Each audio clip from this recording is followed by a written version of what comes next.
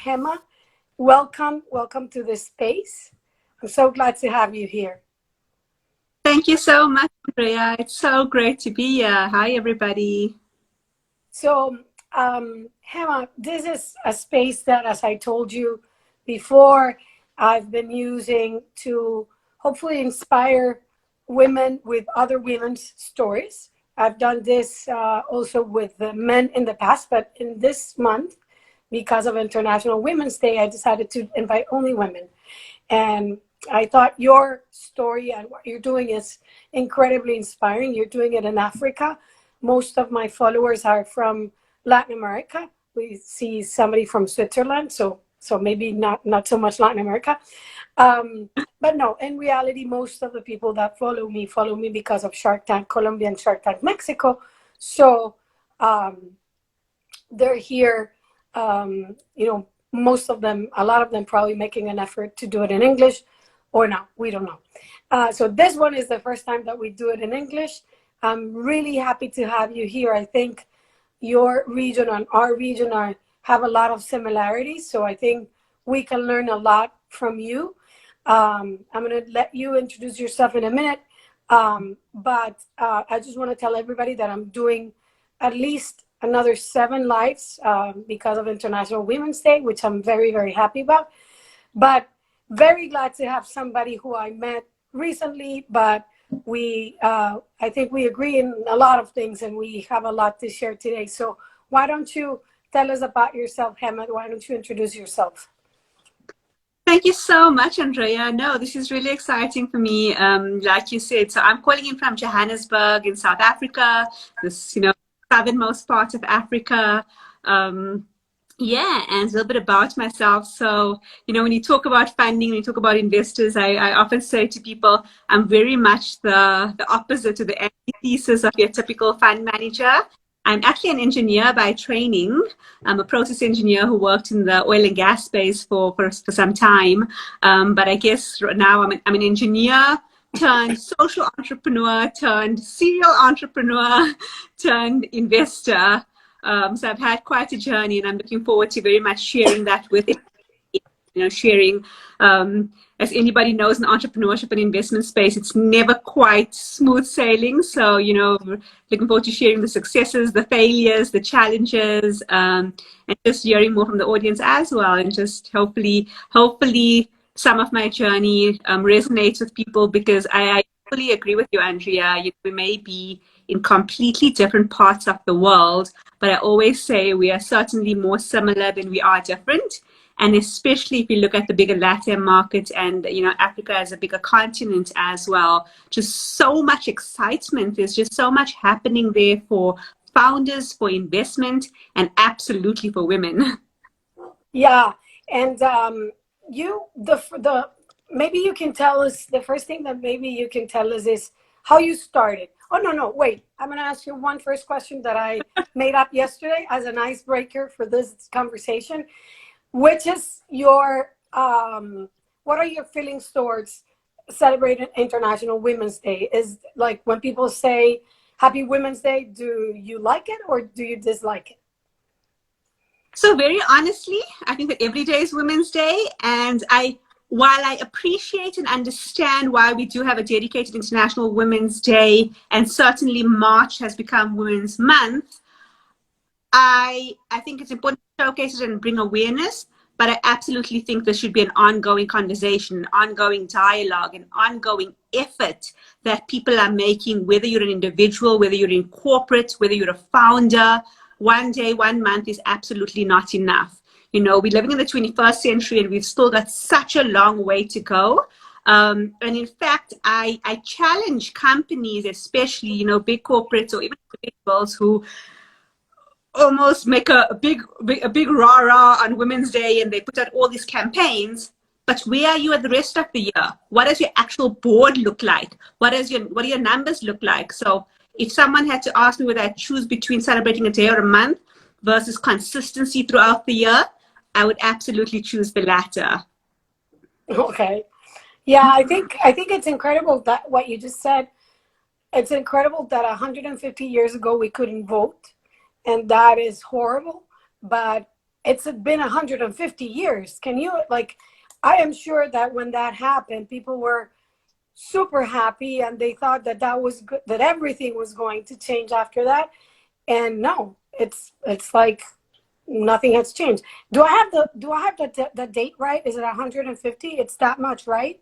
I think it's just under. Yeah, I think some of the first countries, the suffragette movement, and in the UK, US has been just over 100 years. So it's not a long time, right? There are still people who remember and are large in that. So if you think about historically, I think we're moving in the right direction. But to your point, we're absolutely not moving fast enough. No, I don't. Not at all. Like like here in the US, we're celebrating that we have a woman vice president. I'm like, what? For like, we should have had a woman vice president a long time ago and a woman president a long time ago. But anyway, so I just want to welcome Ana Victoria Garcia. She's one of the sharks in Shark Tank Mexico. Very, very nice person who's also here with us. And she has a question that is very interesting that I'll get to that a little bit later, because I want you to first talk about yourself, talk about how you started, how was your, like, how did you decide to first be an entrepreneur, and how was that experience? Like, what was it like in terms of, you know, family and friends? Were they okay with that? Did they oppose to that? Were they afraid you couldn't make it? How was that experience? Sure. And, you know, sometimes I always find that question interesting is, you know, how did you choose to become an entrepreneur? I wonder whether we choose or whether the entrepreneurship life chooses us. I think as most entrepreneurs, mine was actually started out of a pain point, right?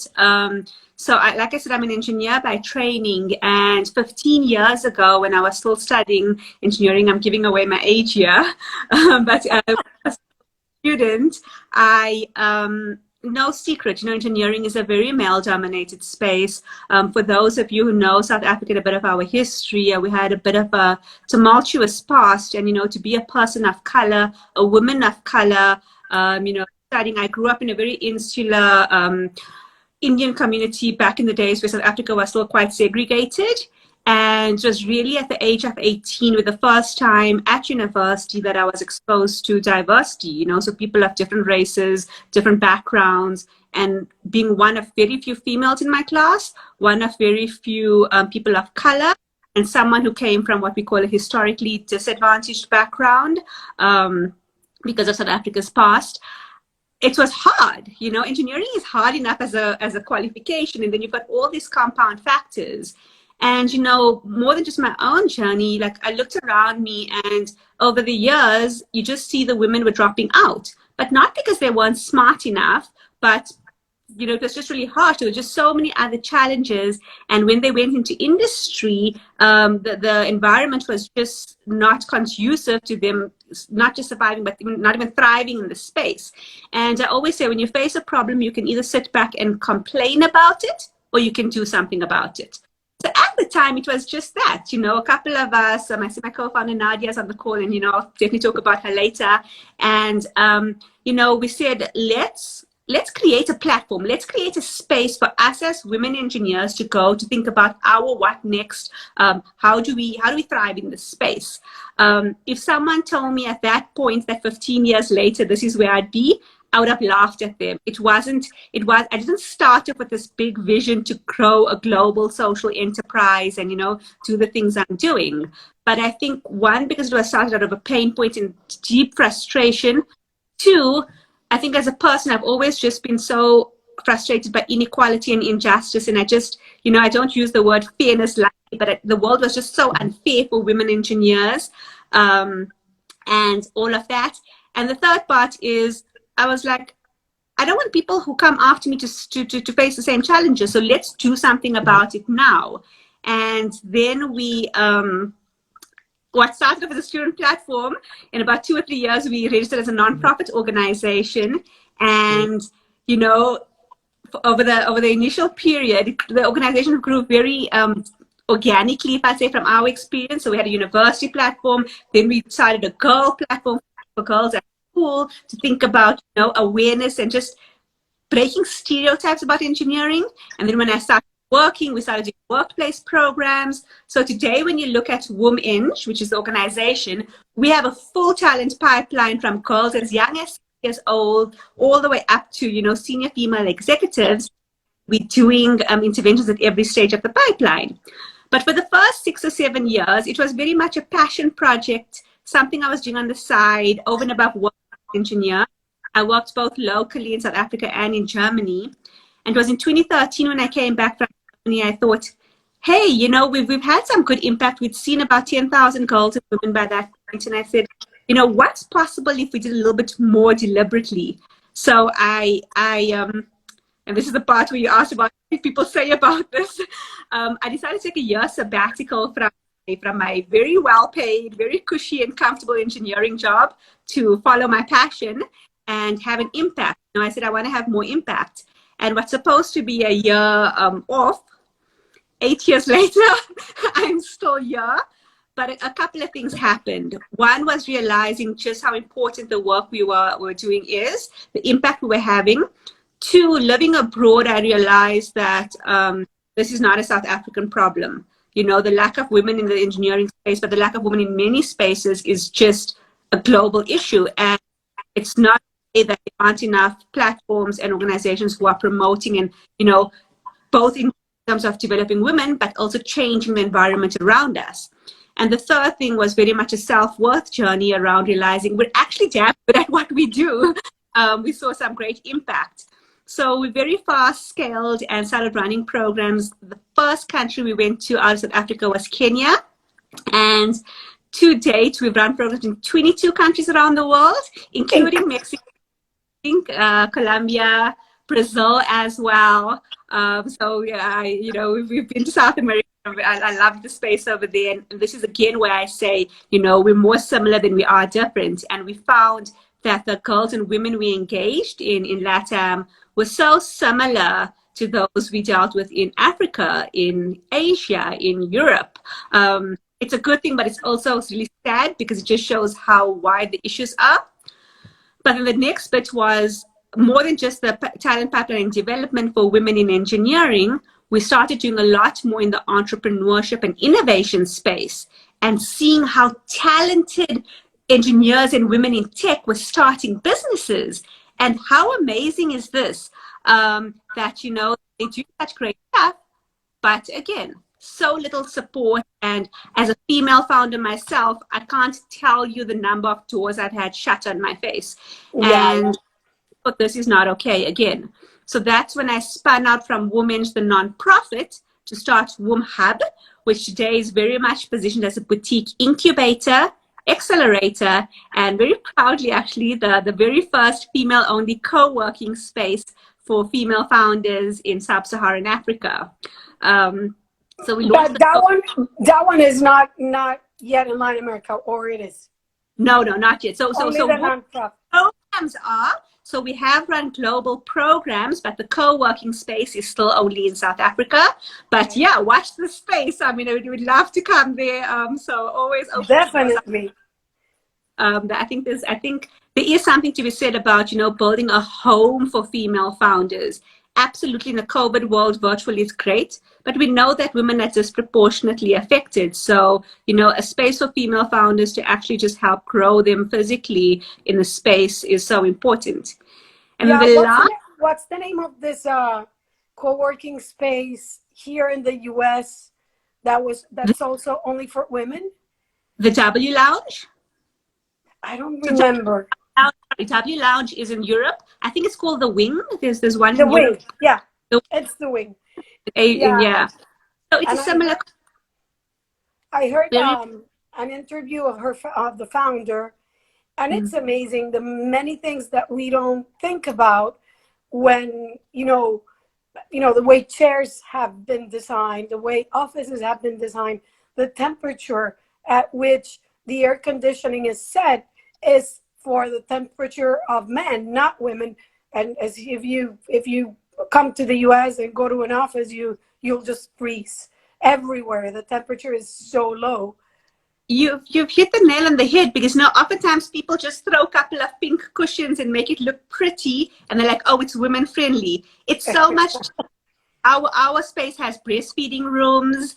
We have a play area, so we offer child minding services. So if you want to come in, they can have someone look after the kids while they're just getting that piece of work done. And like you said, just silly things like the height of the chairs, or the height of the screens. I wanna show you the chair that I have, which is a good chair, but I have to put two cushions because for this I can't. Like it's too low. No, it's so true. But also then tied to that is building the community of women. So when women come and work in the space, we also offered a portfolio of shared services. So if you're looking for a tax consultant or a graphic designer, all these things that you need, we're very much about women supporting women. So a lot of our suppliers are also women-owned businesses, and it's the economy. Then we're building the bigger ecosystem to help women-owned small businesses thrive, and then in the startups help them scale and venture build and grow. And that's why the next step of my journey. So WomHub is now 45 years old, and we're growing so beautifully, and I'm so proud of that. But the next challenge I faced was this massive access to capital. Okay, but wait, hold on here, because I want to talk about that one later. That's very exciting. And I'm sorry to interrupt, because I want to call out on something that you said that is very in line with the way I've been doing these lives. The name I call them women creating their own path. And that's something that I've always been very advocate of.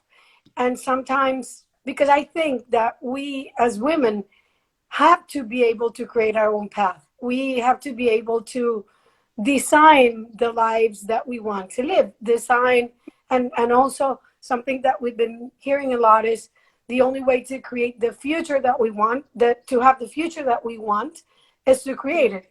So I love that part of your bio, that part of your story is that you saw a problem and you went and fixed it. And I think that's very inspiring for women around the world, because we really do have to take matters in our own hands, I guess, and go and solve the problems that we have. Because one of the reasons why, and you'll correct me on this, but one of the reasons why there's so little funding for women is because we're solving problems that men typically don't understand. And the people in VCs are mostly men, and we end up not being able to get our ideas across, and they won't understand why those problems are so important. Well, at the same time, most of the purchasing decisions in the world are made by women. So it's like, it's a great moment the way I see it. So we met this amazing course at Stanford and 500 Startups, trying to be better at this that we do, which is investing. And so tell me about your fund. Tell me about 535 Ventures, which I love, absolutely love the name. Yeah, it's so exciting. It really is, and I think to your point around, so you're absolutely right about why women are getting less funding, for all the reasons you mentioned, the user design versus the experience, the way the world is designed. But the other big reason is there are simply not enough women at the decision-making table in investment, meaning there aren't enough female fund managers, there aren't enough females on investment committees, there aren't enough female-led funds in general, firms and the like. So that's really where my journey started. One, from a user perspective, as a female founder, like I said, this access to capital problem for myself personally. So my co-founder and I, we have bootstrapped all our businesses. We have begged, stolen, borrowed money from who knows where to just keep us afloat, because investment and capital wasn't accessible to us. Especially as a young 20-something-year-old, when I started our first organization, people just sort of laugh at you because you're young and you don't fit the profile, right? And later in life, as we're seeing more founders come through our incubator and accelerator, same thing. These are highly talented founders solving pertinent issues, scalable, high-growth businesses, and yet when you put them in front of VCs, the disassociative questioning. So, a male a male founder will get asked something like, how big is your market? How are you going to capture the whole market? A female founder will get asked, how are you going to defend your market? Who are your competitors in the space? So simple things like that also is such big barriers. So until there are more women at the decision-making table, this is not going to change. And that's the baton I've taken on. So I'm raising my first fund, brand new in the space, exciting and daunting at the same time. But there's also a part of owning your worth, right? So while I'm not an investment banker, I'm not a finance person, I come from an incredible track record of working with founders. I walk the journey. I know what's it like in real life. And they say, you know, when you ask on something, you surround yourself by the best people. So my fellow GP, he comes from a strong finance background and, you know, all the typical fund manager criteria. So together as partners, I think that's great. But the fund itself, very deliberate, as you've seen through my journey. There's obviously some common themes. So women and like non-negotiable. Africa is our focus because, like I said, that's the region where I believe my heart is. But also, I'm biased for sure. But I think it's the hottest resource at the moment, right? There's so much opportunity on the continent. And tech, because as an engineer and working under the biggest STEM umbrella, engineering and tech is the industry I know, the industry I understand, but also, again, the most potential. You know, Africa as a continent and arguably most emerging markets are going to be driven by engineering and tech in the next decade. So that's where the opportunity lies. So in starting 535 Ventures, I really think that it's all in a name. And 535 really speaks to our mission and our purpose, right? So studies show that if you add more women entrepreneurs to the African ecosystem, you could see up to a 5% GDP uplift. Now take that in for a moment. That's massive. And it's similar to emerging markets. And the second part is, you know, Kaufman Foundation, it's a very popular report that's been quoted many times that show that women-led businesses typically return a 35% higher ROI than all male-led teams. I was gonna mention that, and I was gonna ask you why. Why do you think that happens? Because it's in the numbers. I mean, a fact. It's been studied, and I would say not once, not twice, many times, and that's a fact. Yeah. So why do you think it happens? Shows why that is, but I also have my personal thoughts. I think as women, and you talked about the voting, right? So that's something so recent. Women have really come into the space so recently as leaders, as owners, and you know, when you've been a minority, when you don't fit the profile, I know certainly in my life, I've always had to work harder. I've always had to prove myself more. You know, if I was, for example, a 35-year-old white man and I come in and I make a declaration, people just generally, the bias within us, conscious or unconscious, generally accept that it's truth. Whereas I, as a 35, 38-year-old person of color, women from Africa, come in and I make a big, bold statement, I'm asked to prove myself. I'm asked for the backup research. I'm asked for track record. So women typically just, whether it's true or not, but we work harder. We have to, right, to prove. Yeah, that's exactly what an entrepreneur that I was talking to last night, a woman, lady from Ecuador, she's building her company in New York, and she said the same thing. She said, we get so few opportunities that we have to take them and make the best out of them. We can't, you know, we can't miss that opportunity, so we try harder, basically. Then the second part of that is that it's tied to it, but I think women, whether it's inherently or not, but I think we're more afraid to fail, and I'm certainly talking about myself here. Whereas, and I think this is something we can learn from men, right? We must embrace failure. It's okay for us to fail because you pick yourself up as long as you just keep going, right? But the other part, so it's easier said than done, because the other reality is when you're a trailblazer, so if you're a woman, if you're younger, again, all these things we keep talking about, person of color, unfortunately, the eyes of the world are on you, right? So if Kamala Harris, as the first female vice president of the US, fails, the narrative's going to be, oh, women are just bad at this. But I'm not about the past president, but when men fail, it's just accepted that the individual failed. when women failed, you all of a sudden representing your whole gender. Yeah. It's a lot. So if women entrepreneurs fail, they're like, oh, they're just not cut out for this, they don't have it in them.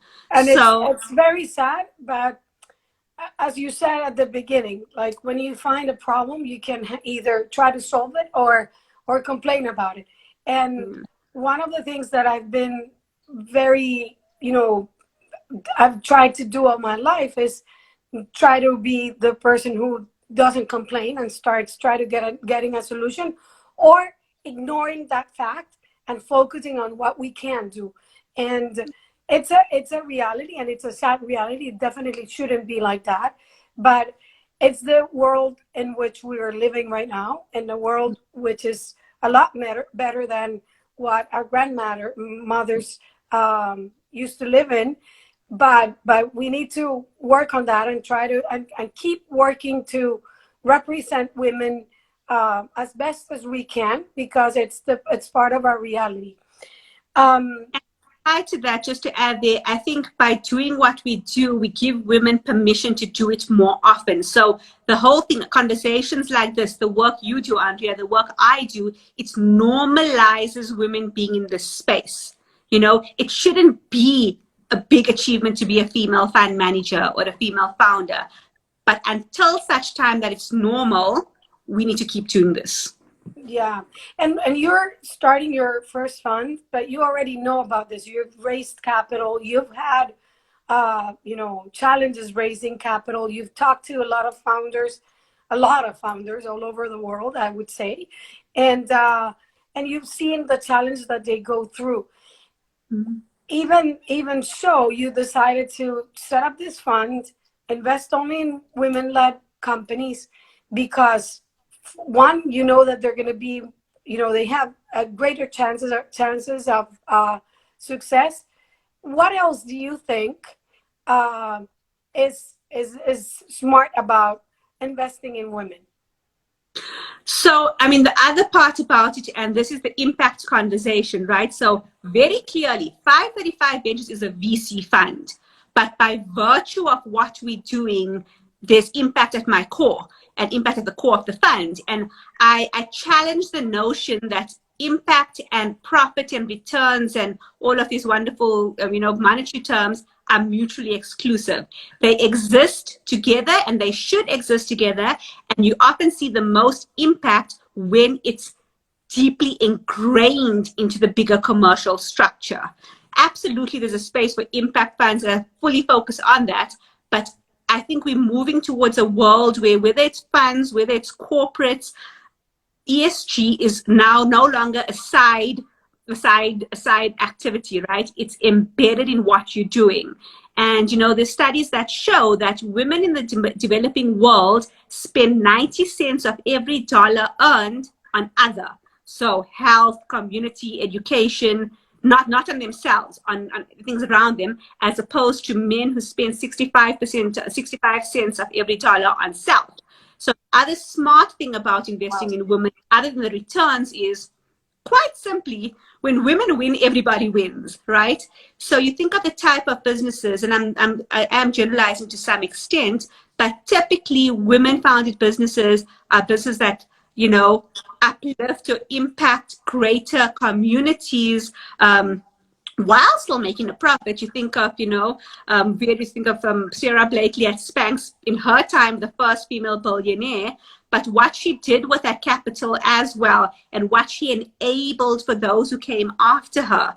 So studies, again, the track record is there. Invest, there's the organization, that slogan is invest in women, improve the world, things, vital voices. And I love that saying, because I think it's smart money in terms of returns, but it's impactful money.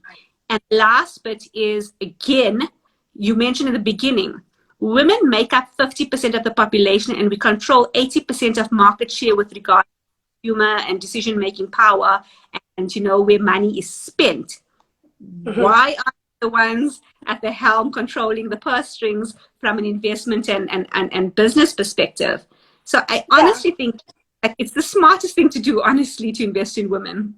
Yeah, and I think even for a business perspective, impact is the right decision, because I don't think consumers are going to keep buying things from companies that are not making an impact. That's not going to happen. The consumer is changing, and one interesting thing that I was talking to, that somebody made me see, was this is an investor that I was talking to the other day, and she said, you know what? There's a lot of, multi-generation, how do you say, like, interaction during the pandemic, because a lot of the parents had to stay with their teenage kids more, like spend more time than ever, and teenagers are teaching their parents things that they probably never considered about the environment, about social justice, like, no, Dad, you don't do that like that. We don't buy these types of things. This has a lot of plastic in it. Like, things like that happened during the pandemic because of all the time that we had to spend together with people from other generations, which is not typical in a normal year. And I think that's also changing a lot the consumer. And I think because of that, businesses that are not deliberately impacting the environment, their communities, are going to be having it very difficult to do business with the new generations. So I think it's, a wise and smart decision from many points of views. Yeah. And absolutely, if you think about the needs of the world and where we're going, and I think you're right, the pandemic highlighted so much, but also if you think about the industries and the sectors, right? So you look at the agricultural industry, food security is becoming a major issue.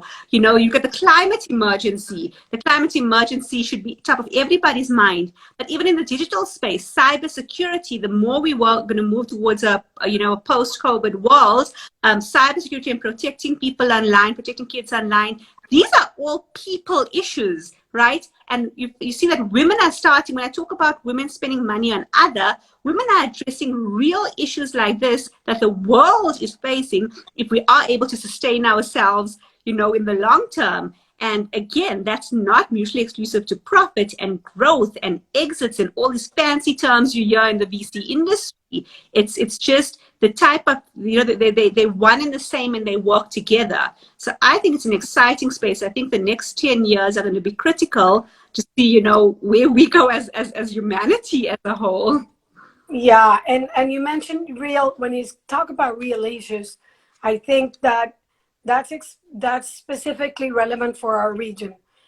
We joke that, Silicon Valley, there's, solving problems like, how do I get my lettuce faster and fresher?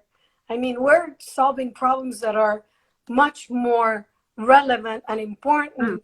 And probably before, and some years ago, it was very difficult for our region to go and solve those problems because of lack of capital, because of lack of education, because everything was done in the more developed countries. But now, because of the connectivity, for instance, we have the same, like this live, somebody anywhere in the world can be watching it. They don't have to be in the US or, in a developed country. Like, a lot of people have a lot of access to very, very good education from anywhere in the world. And I think I was looking at statistics from YouTube, and it's not even a post-pandemic one or pandemic one. It's pre-pandemic. Like, more than 50% of the people who go to YouTube go to learn something. And YouTube is the second most visited website in the world. So that's incredible. Like, anybody anywhere in the world can go to YouTube, learn about something, and try to go solve the problem. That is a reality. That's not something that we're dreaming of. It's something that, like, it's the time for us to solve those problems. And if women are more capable of doing it, we need to get more funding to those women, because at the end of the world, what's going to happen is what you said, is everybody wins. Like, women, investors, and the people around them are all winners. So you mentioned on your article that you wrote after our course, that you're probably looking more for zebras than unicorns, right? Why don't you talk a little bit about that concept, which I think it's amazing. So absolutely. I mean, no one doesn't say no to a unicorn. Every investor wants the unicorns in their portfolio, right? But it's what I said earlier around, a zebra by nature of what it is, you can't have the black without the white or the white without the black. And that's very much my philosophy. Why should we choose between the profits and the impact? They need to coexist. They do coexist. And when you see them together, I believe that's where you are going to see the biggest returns. And it's to your point around the intergenerational learnings during COVID, right? You think if someone told you 10 years ago, so there's a company, Swell, in the US that does that. They were the first ones to do those reusable bottles to drink water, to move away from plastic bottles. And if somebody told you a company like that was going to be your next big exit, and whatever the case is, you'd be like, how are you going to make money from making recyclable, reusable bottles? And things that are selling, reusable straws, sustainable, also anything sustainable. And for me, that's what a zebra is, keeping the black and white together, the impact and the profits. So like you said, the LPs and your investors absolutely must see their return, but there's a bigger play here in terms of what these businesses look like, how they sustain themselves, both sustainability from an environmental perspective, but also sustainability from a business perspective, and what exits for those companies look like. And I think as people are becoming more familiar with the concept of zebras, it's also becoming more attractive to investors. Yeah. 5 years ago, people fear what they don't understand, right? And because unicorns were the big thing, everyone's like, my portfolio will have X many unicorns, and great. But a diversified portfolio is always better. And also, like I said, the more and more you're seeing these returns, the more and more you see proof of zebras turning out to be the winners, where you're going to put your bets on. I think it's going to become more and more popular. And absolutely, 535, that's one of the directions in which we're moving. Excellent. So, Hema, we have 20 minutes left. So we're going to move into that section where I ask you give very specific advice to our listeners in the region, in Latin America, hopefully, and basically anywhere outside Silicon Valley. I think this is good advice for them. Of all the things that you've done in your career, like all the paths that you've taken, what are like 2 or 3 things that you think you would definitely repeat and you would recommend other people who are probably starting younger to do? And what are 2 or 3 things that you just would avoid at all costs if you had the opportunity? Absolutely. The first and foremost and the single most important piece of advice I'd give to any entrepreneur is find an incredible co-founder. It's a hard journey. It's a lonely journey. It's tough. And if you don't have the right person by your side, it can be a single point of failure. I am so grateful. So my co-founder, Nadia, she and I have been for 15 years, and we always say, we're 2 halves of the same person. We're very different as personalities, but we have such a clear shared vision and what we bring to each other. Because, no person's perfect. No person has the whole package. But I think what we do for each other in the way, so we always say, she's the hunter and I'm the closer. Or, just in terms of she's in the heart space, I bring in the brain space. She builds the brand, I build the business. It's that duo, that couple that you have from a very smart business perspective. But as a person, I think for women, it's more so, because the reality is leadership is lonely. The entrepreneurial journey is lonely. It's hard. And if you don't have someone who you can put your full trust in and completely just lean on, I think it's just all the more harder. So, find yourself that rock star partner that in any part of your life. I think it's so important. The second part, and actually Nadia is the one who taught me this, is honestly, and especially the women out there, own your awesome, you know, own your self-worth. We live in a world where negativity and failure, and, you know, people are, whether it's body image, whether it's success, you know, women, unfortunately, you know, you're stuck between a rock and a hard place sometimes, because you're damned if you do and you're damned if you don't. So if you choose to, you know, become the CEO, the leader, people are like, oh, you don't care about family, you know, all those other things. And if you choose to stay at home and raise kids, then you're like, oh, you're so unambitious, you know, you're so demotivated. So the world is putting all this stuff in our ears, but you need to understand and own your own worth and your place in the world, and knowing that. And for me, it's what I said, the pain point. If something frustrates you, do something about it. No matter how small, those small steps become the big steps. And I think the space you need to work on the most is your own self-esteem, your own self, because that, again, a single point of success or failure. And I guess the last piece of advice is really know your why. You know, what gets you out of bed in the morning, you know, and it ties again to the loneliness and all of that of the journey. But I always say, when you're at rock bottom, when everything else is around you that's falling apart, it's very easy to give up. What's your why? And if you find that earlier on, you find that it may morph and change, become different things over time, but what's your grounding? I think those three things are really been my anchor, my foundation, and very much the reason why I am where I am today. And I think you said something, very interesting that I've many times when I've felt a little lost or with little motivation, because we do sometimes say, okay, is this that I'm doing, is it the right thing?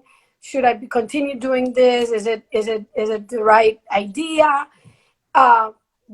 Doing something, even if it's little, towards that goal every day. When you stop thinking, you've done probably a lot. So start doing something, just a little piece of, just a small step towards that place where you want to be. I think that's you said that between lines, but I think that's very, very important. And tied to that is, don't compare yourself to others, because they're at different points in their journey, right? So people sometimes look at me today, so people like you and I, right? So like, and when we're sitting here and having this conversation, and, you know, it touches me that people are inspired by my story, but I'm just like, it's been 15 years. If, you know, you can't compare yourself if you started this yesterday. It's a journey, you know, and there's still so much ahead. So don't compare yourself to others. Your impact, no matter how small it is, your success, no matter how small it is, own that for you, right? Because that will become the big things. And what would you not do? Like, if I had the chance to avoid doing this, I would stop doing it. Like, what would I do? Where to start?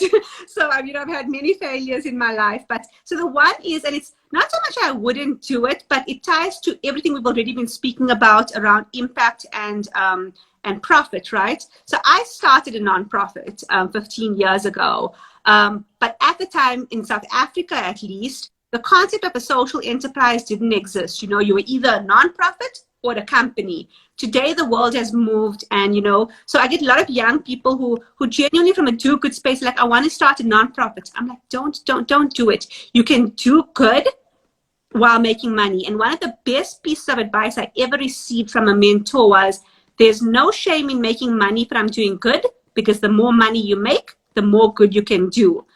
The problem, why nonprofit is, I know, so when I ran a nonprofit, we were fully dependent on sponsor funding and grants and awards. And the minute that tap runs dry, you can't do the work you do. And there came a point where in about 2014, where Women was about 8 years old, having incredible impact, great reach, but funding ran dry. And I said to Nadia, I was like, I refuse to accept that we can't continue the work we're doing just because money is the problem. And that's when my pivot to Womb Hub happened. So for me, I always say, think smartly. you can still, even as a nonprofit, you can run like a nonprofit, but always think like a business, because capital should never be the reason why you can't change the world. So don't start a nonprofit, but absolutely do good.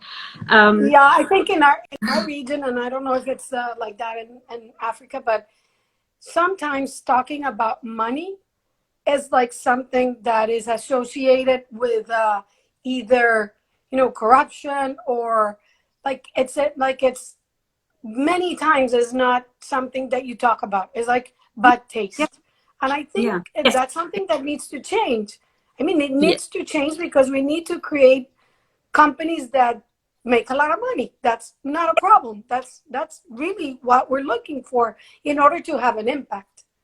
Yeah, and you touched something so important, because I think culturally, Latin and Africa are very similar, right? So culturally, if I go to my bigger family stuff and I'm like, I want to be rich, I want to make money, gasp, like, oh my God, don't say that. That, you're so arrogant, you're so selfish. We must live a life of service, and we must do good. And that's the narrative I grew up with, right? I think that would be, enough topic for another life. Absolutely. But and again, especially in emerging markets where charity and aid is I mean, let's be honest, right? In Africa, aid has been a big thing. But it's also proven that aid has a lesser lasting impact than earning money. So I always say, to a client, don't give me a handout, give me business, give me a contract, let me earn my money, and then you'll see which is more sustainable. So you're absolutely right. There's a cultural narrative and mindset that needs to change about the way we think about money and the way we talk about money, and especially for women as well, because we don't ask. Yeah. I come from a city where everything is, I don't know how to say this in English, because it's like everything we express it like tiny things, like a little bit of a business, a little bit of a, like, very shy. We shouldn't do that. We should. Sorry? We underplay it, right? We make it seem less significant than it is. Like, I'm going to start a little company. Why little? And it doesn't sound like that in Spanish, but it's como un negocito. And it's like, no, it doesn't make a lot of sense to think about a business like that. Hema and Ana Victoria Garcia, who's my fellow shark on Shark Tank Mexico, and very, very nice person who's done a lot of work for women in Mexico, had a question at the beginning. I don't know if she's still around. I have turned off the comments because sometimes people, start saying things that have nothing to do with what we're talking about. So, but she had a question. In your perspective, from your experience, what are the most common mistakes that women make when going into entrepreneurship or raising capital? So one of them, and I'm guilty of this, I think we often let perfection hinder progress. So we wait until a product or a pitch or whatever it is we're putting forward, we wait till it's perfect before we put ourselves out there. And oftentimes, because of that, we lose first mover advantage, or, others catch up with us. Sometimes, and I'm generalizing for sure, but oftentimes male founders will have the basic idea or even a bare minimum MVP, and they already gone to market. They're like, I'm there, this is what I'm doing. They speak in terms of, I am doing this. Women speak in terms of, I will be doing this. And so there's two things there: perfection hindering progress, and also the way we talk and the language we use in terms of this, I am an investor. I will be investing in. I think that also instills a certain type of confidence in founders, and it's not. I'm not saying it's women's fault, because again, the world has never been conducive to this year. The other thing, I think the common mistake is, and I said this earlier, we don't ask. And this is beyond, even in terms of salaries, right? Women don't negotiate their salaries as much as men do. we don't ask. And I think when we're pitching, and we've seen this in our cohorts as well. So part of our application form for our incubators, we ask our applicants, how much are you raising, right? And they'll put some numbers there. And then we're going to look at the businesses and where they are in the stage, and we're like, women ask for less than 50% or less than 20% of what they actually should be asking for, given where their businesses are and the business potential that they have. We just ask for way too little. And then the last bit is, and again, I'm guilty of this here, we're too afraid to fail. I am.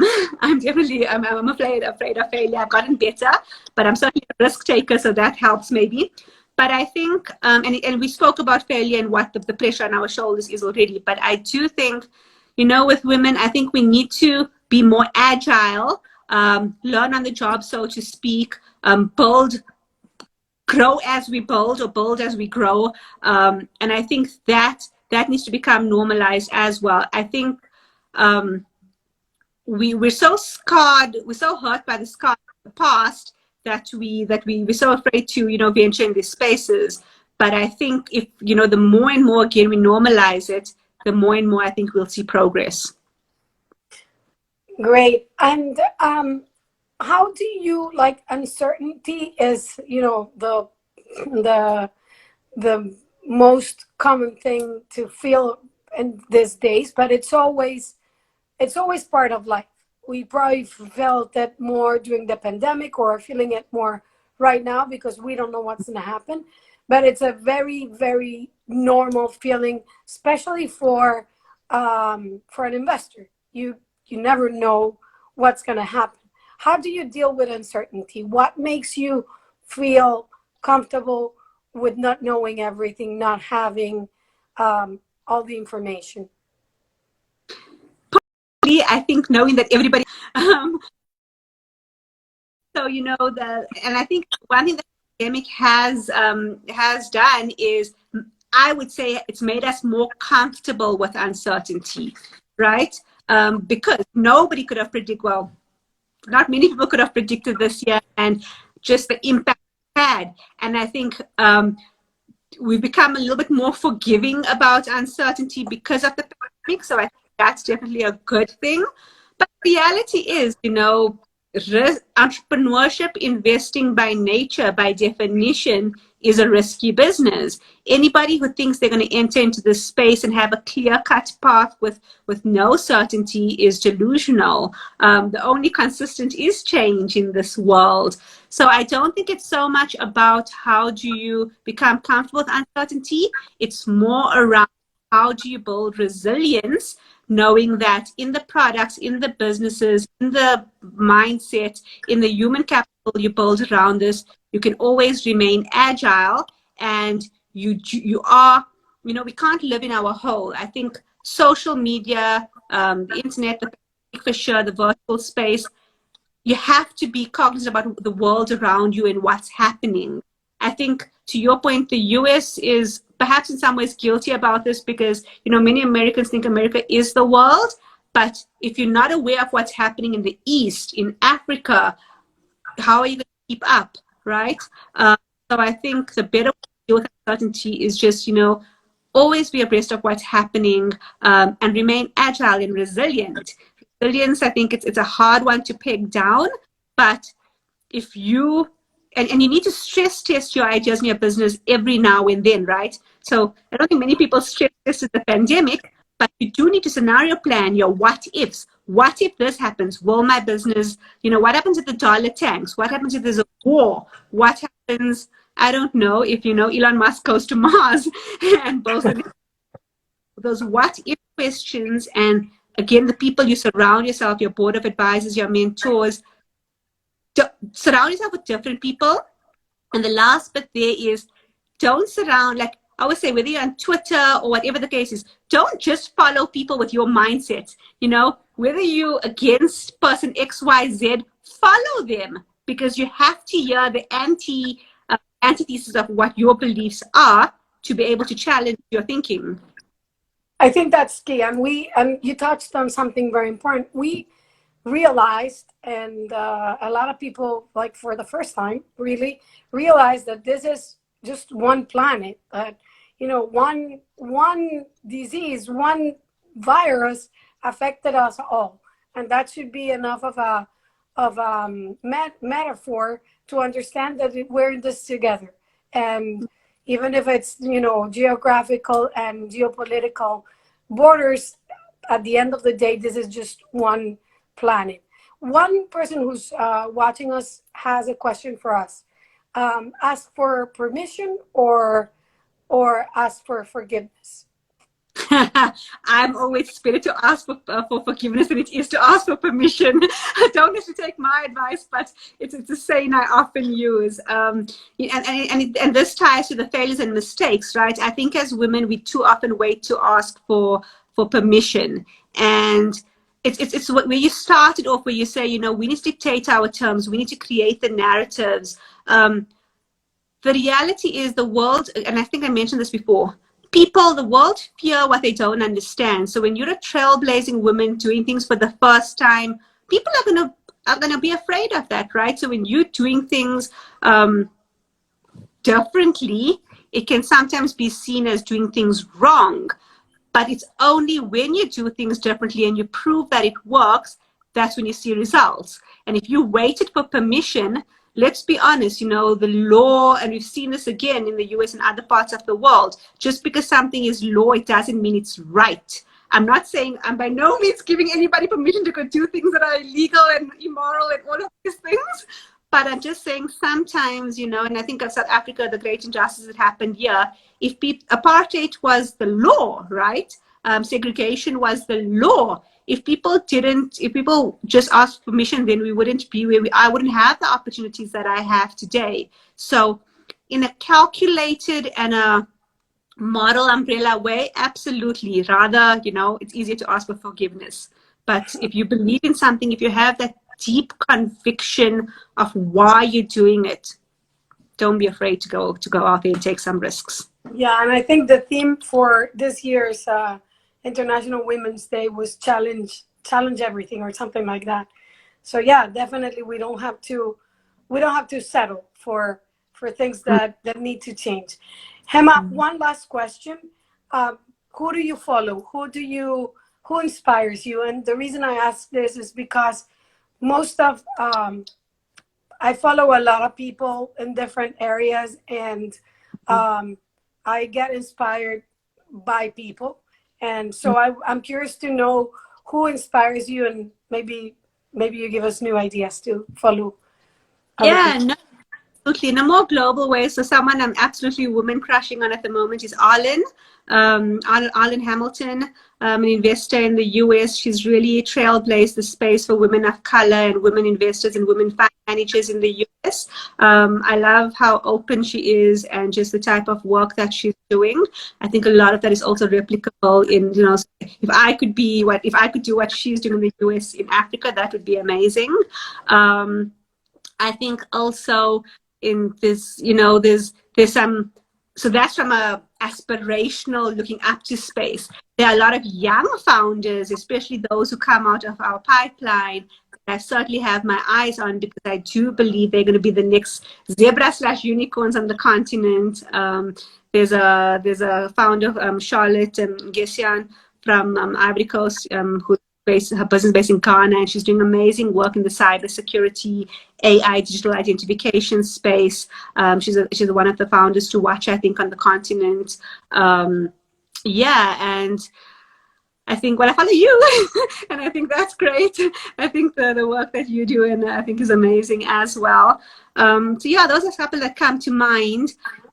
But like I said, I also follow some people who don't necessarily agree with, especially some politicians, both locally and abroad, actually, who frustrate me no end. So it's a very controversial one at the moment, but Morgan, there's a lot of hate mail going his way, and I follow him not because I like him or agree with him, but because he's so controversial. I think sometimes it's a reminder of things we need to be aware of. We can only fight the injustices if we're aware of them. So sometimes it's better having a seat at the wrong table so that you can influence it, as opposed to say, no, I'm not going to enter that door. Yeah, and at the end of the day, you might even learn something from people that you don't completely agree with, because the world isn't black and white. The world and our region, our country, the US too, is super divided, and that is just really bad for the outcome of everything. We need to understand each other and try to see why people, like what you said at the beginning, you know, what's your why? And everybody has their why, and we need to understand where they're coming from in order to make to get to agreements, because it's impossible to have a world in which, and boring too, in which everybody thinks the same. So yeah, that diversity is very, very important. Hema, thank you so much for doing this, for sharing this with everybody. Where I always save the live so people can watch it at another time. You can, you know, promote it with your network as well. And you know, thank you so much. I'm doing this and I'm enjoying it very much. I enjoyed talking to you, and hopefully we can do it again some other time. No, absolutely. Thank you so much, Andrea. And thank you so much for the audience. I've seen some of the comments come through. And, you know, if anybody does want to reach out to me, my DMs are open on here. I'm a bit more active on Twitter. I shouldn't be saying that on Instagram, but I am a bit more active on Twitter. My handle's on my bio. But if anybody ever wants to reach out, I'm very happy. I'm always open to a conversation, because like we said, you know, we learn from the people we engage with. So thank you so much for exposing me to your audience, and look forward to hopefully many more of these chats in the future as well. Yeah, definitely follow Hema. And I'm also very active on Twitter. I love Twitter. So follow her, and we'll keep in touch, and we'll keep learning from each other and trying to share this learning with everybody. Thank you so much. Have a good night. It's late, I think, in South Africa. What time is it? It is now 9 p.m.